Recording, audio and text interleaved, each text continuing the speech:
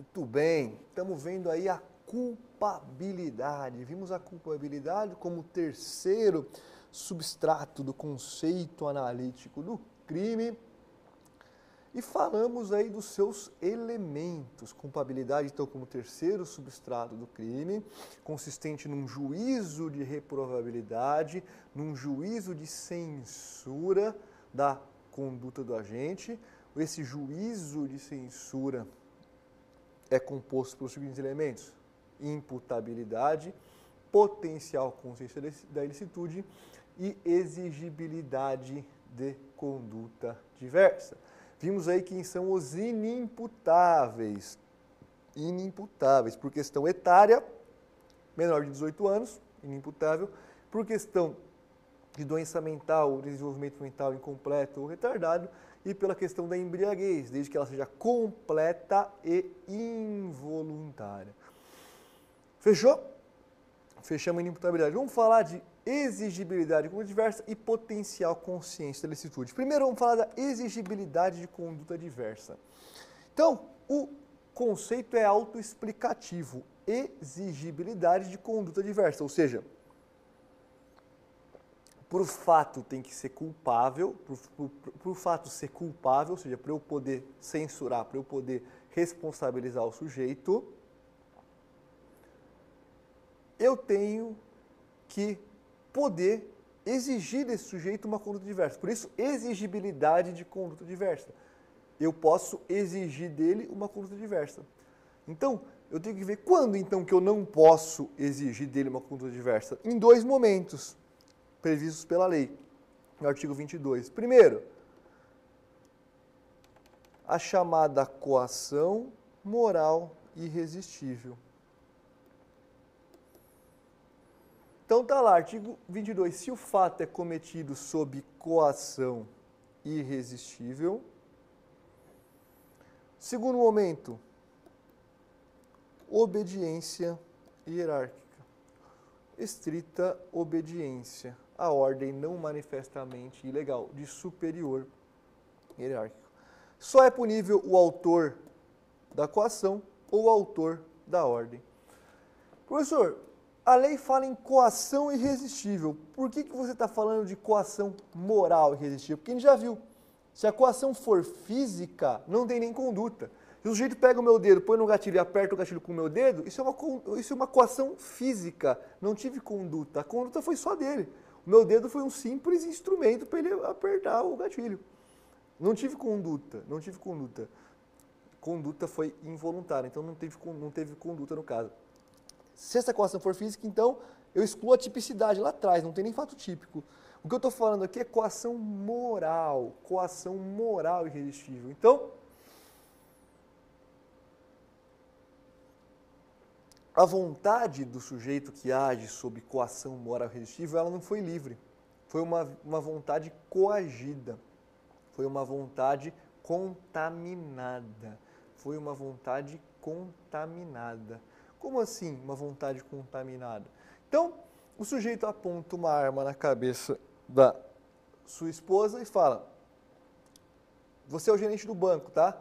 Se você não pegar não entrar no banco, subtrair tudo que tem no cofre, trouxer aqui pra mim, eu vou dar um tiro na cabeça dela.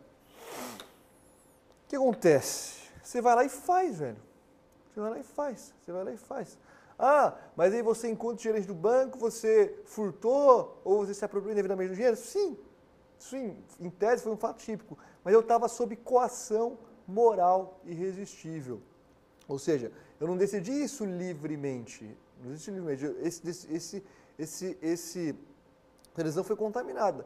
Não é aquela coisa de que você também foi a única opção que você tinha. Não, você tinha duas opções. Você tinha várias opções. Você tinha a opção de enfrentar o cara, bater nele, tentar desarmar ele. Você tinha a opção de ver se ele tem coragem de atirar na sua mulher. Você tinha a opção de fugir, sair correndo e nunca mais aparecer. Você tinha várias opções ali. Mas você teve que decidir entre um mal maior ou um mal menor.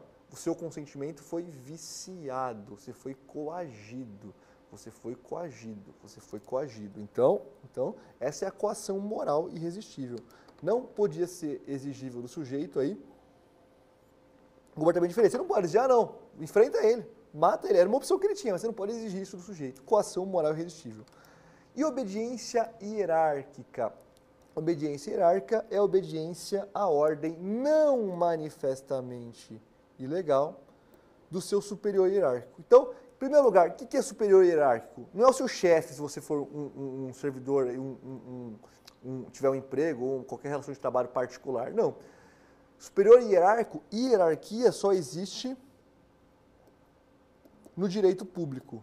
Direito público. Hierarquia só existe em regime de direito público. Então, você só fala em hierarquia, no sentido que a gente está tratando aqui, no direito público. Então, militar. Militar tem hierarquias. Então, o superior te deu uma ordem, você vai lá e faz. Se essa ordem for manifestamente legal, do tipo, tortura esse cara até ele confessar, aí não, porque a ordem é manifestamente legal. Mas, se for uma ordem não manifestamente ilegal, do tipo, estamos reprimindo a passeata.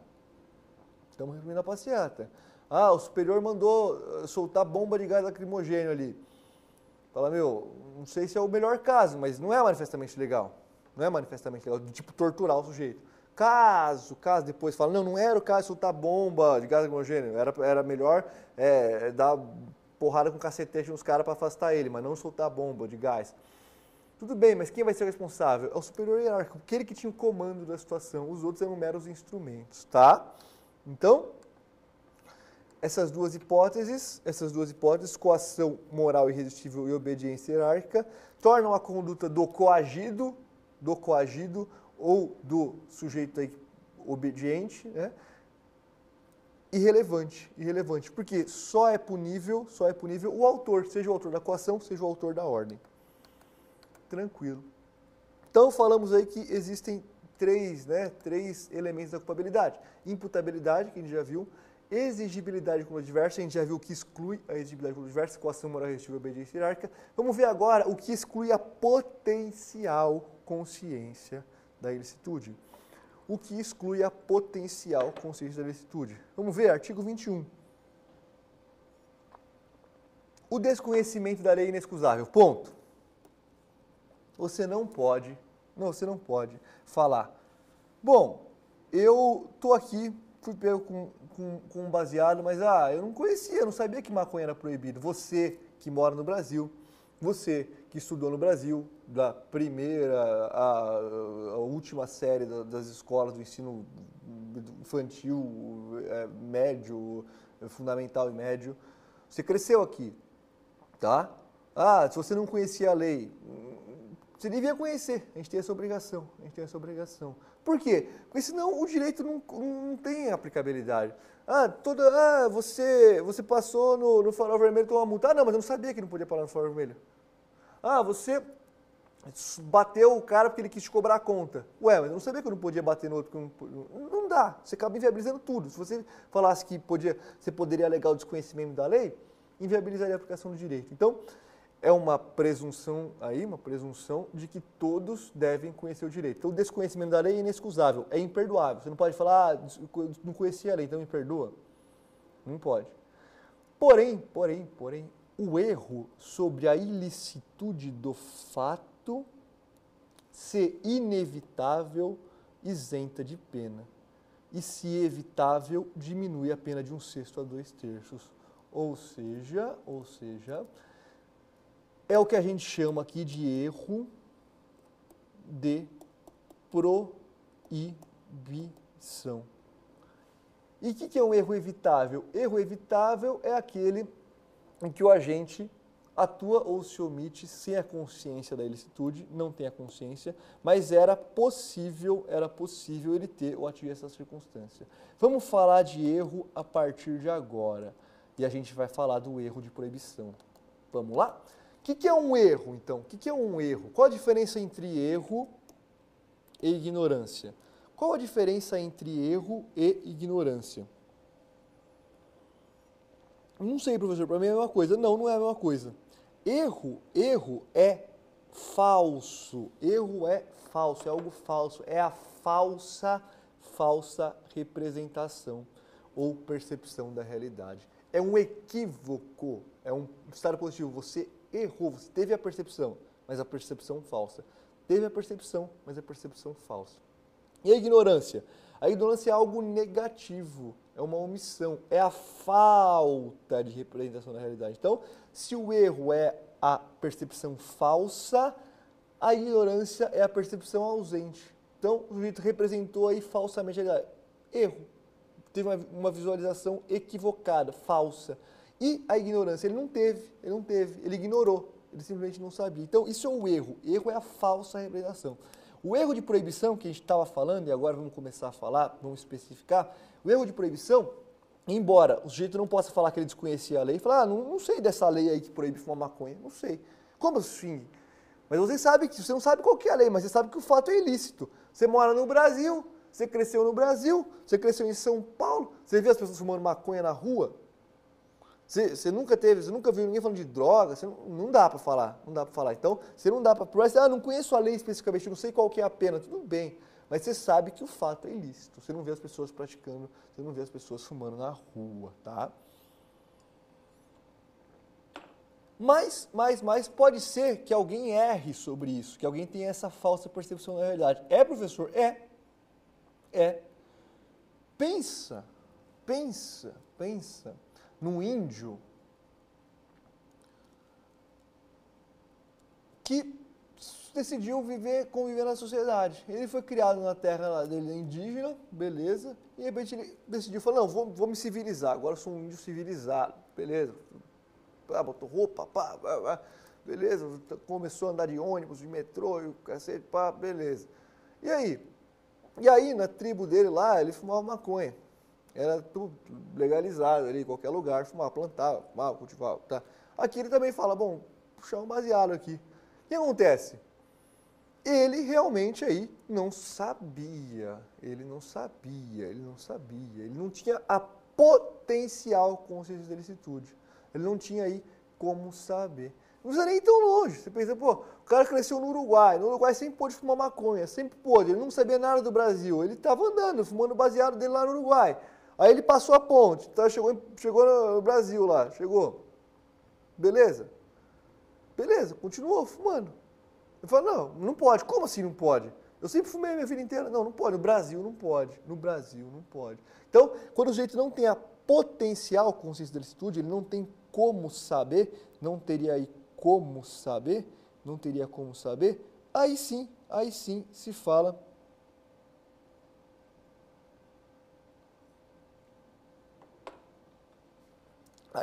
se fala em erro sobre a ilicitude do fato. A gente vai ver se esse erro é inevitável ou se ele é inevitável. Se for um erro inevitável, não tinha nem como saber. Não tinha como saber. A idade dele não permitia saber. Aí ele vai ser isento de pena. Se for um erro evitável, a pena vai ser apenas aí diminuída. Beleza? Tranquilo? Esse é o erro de proibição. O agente supõe permitida uma conduta proibida. Ele supõe que era permitida. Supõe lícita uma conduta ilícita. O seu erro consiste em um juízo equivocado sobre aquilo que lhe é permitido. Mas não se trata de um erro aí sobre um juízo técnico-jurídico. É um erro de juízo profano, ou seja, um juízo que é emitido de acordo com a opinião dominante no meio social e comunitário. Ele não tem que falar sobre a lei. Não, eu não senti a proibição aqui. Para mim, estava tranquilo, isso era permitido. Isso aí era permitido, não é um erro de juízo técnico. É um erro, você achou que aquilo era permitido fazer e você fez. Você estava andando numa praia de nudismo, beleza, aqui é praia de nudismo, tudo bem, turista veio para o Brasil, praia de nudismo, opa, beleza. Estou aqui na praia de nudismo. Ele achou que, a região toda era praia de nudismo ali. Aí ele foi andando, foi. Geralmente chegou numa praia que não era, todo mundo, turista nu. Ele está violando aí a lei, né? Ele está violando aí a lei, ele está cometendo, sei lá, um crime de estar se expondo aí, está cometendo um crime de capelado em público. Não pode. Ele está tentando a moral, aí, os bons costumes, beleza, mas ele não sabia, ele achou que ele ia para nudismo, era um turista, não é um cidadão local. Se for um cidadão local, não, fala, você cresceu aqui, você sabe que isso não é praia de nudismo. Mas o turista vai falar, ele vai responder por ato obsceno? Não, ele não sabia, beleza? Existe, paralelamente ao erro de proibição, existe um outro negócio chamado erro de tipo. Está lá no artigo 20. O erro sobre elemento constitutivo do tipo exclui o dolo, mas permite a punição por crime culposo se previsto em lei. Então, erro de tipo. Erro de tipo exclui o dolo. Vamos ver o que é um elemento constitutivo do tipo. Vamos voltar no tipo penal mais básico, artigo 121 do Código Penal. Matar alguém. Tem dois elementos esse tipo penal: matar e alguém. Beleza? Beleza, professor. Você estava fazendo uma caçada, tá? Numa área que se permite caçada, você estava lá caçando. Beleza. Mas você não estava sozinho. Tinha outro caçador junto com você. Você é o carinha 1, está caçando, e o outro carinha 2 também está caçando. Tá? É um lugar deserto, destinado aí para caçada, beleza? E você viu esse arbusto se mexer. Aqui. Aqui se mexeu. Você falou, deve ser um viadinho, e eu vim caçar viado. Você dá um tiro no sujeito. Você quis matar alguém? Não, você quis matar um viadinho, você estava caçando viadinhos ali. Só que, no caso, era um viadinho? Não, era um ser humano. Mas, porra, você não viu, você foi matar alguém. Não fui matar alguém, fui matar viadinho, matar um animal, fui caçar, não fui matar, fui caçar e não cometer um homicídio. Porém, pelas circunstâncias do fato aí, você errou. Você teve uma falsa percepção da realidade. Por que falsa? Porque você achou que esse ser humano era um animal. Você achou que era um viadinho que você podia caçar. Então, você não vai responder por homicídio doloso. Não vai. Exclui o dolo. O erro, você errou. Você teve uma falsa percepção da realidade e errou. Mas você vai poder responder por crime culposo. Desde que tenha previsto em lei. Homicídio culposo está previsto em lei? Tá. Então, se provar que esse seu erro decorreu de uma imprudência, de uma negligência ou de uma imperícia, ou seja, se você tivesse prestado atenção, você teria visto que era um ser humano, não era um bicho. Se demonstrar que você agiu com culpa e a culpa levou ao erro, aí você pode responder pelo crime culposo. Beleza? É simples erro de tipo, mas tem algumas classificações aqui. O erro incidente sobre a situação de fato escrito como elementar do tipo incriminador. Então, foi essa mesmo. Você matou um ser humano achando que era um animalzinho. Ou então, você pega uma caneta de outra pessoa, supondo que a caneta é sua. Ou seja, você quis subtrair uma coisa alheia móvel? Não. Assim como o cara não quis matar um ser humano que botou viadinho, você quis pegar uma caneta sua. Você fala, minha caneta é igual essa. Acho que é a minha. Pum, é a minha caneta. Pegou, botou no bolso. O juiz vem e fala, não, essa caneta é minha. Você está furtando a caneta? Não, você errou. Você poderia ser punido por culpa, se o fato fosse previsto aí como na forma culposa. Furto culposo existe? Não. Então você não vai responder por nada. Erro sobre a relação jurídica descrita como elemento de incriminador. Então, o agente casa-se com mulher casada, supondo que ela era solteira, viúva ou divorciada. Ele vai responder pela bigamia? Não. Ela falou para ele que ela era solteira, ele acreditou, vamos casar? Vamos casar. Ele está ciente que ela é casada? Não, se ele tivesse ciente, ele poderia responder aí por uma das formas da bigamia. Como ele não estava, erro de tipo. Falsa percepção de uma circunstância elementar do tipo. Tá? Aí a gente tem o erro de tipo invencível, ou a gente não tinha como evitar, exclui o dolo e culpa. No caso da caneta, a caneta é igualzinha. Aí eu falo, a caneta é igualzinha a minha, você deixou do meu lado, como eu ia saber que era sua? Né? Invencível. Ou então, estava muito longe, estava atirando com uma arma de muito longa distância e atirou no ser humano, achando que era um animal. Não tinha como ele perceber que era o ser humano. Exclui o dolo e culpa. Se for o erro de tipo vencível, exclui o dolo. Mas permite ainda a punição pelo crime culposo. Se o agente tivesse atuado com diligência, se ele tivesse sido mais prudente, não teria acontecido o resultado. Voltamos já para falar das consequências do erro de tipo vencível e invencível. Até já.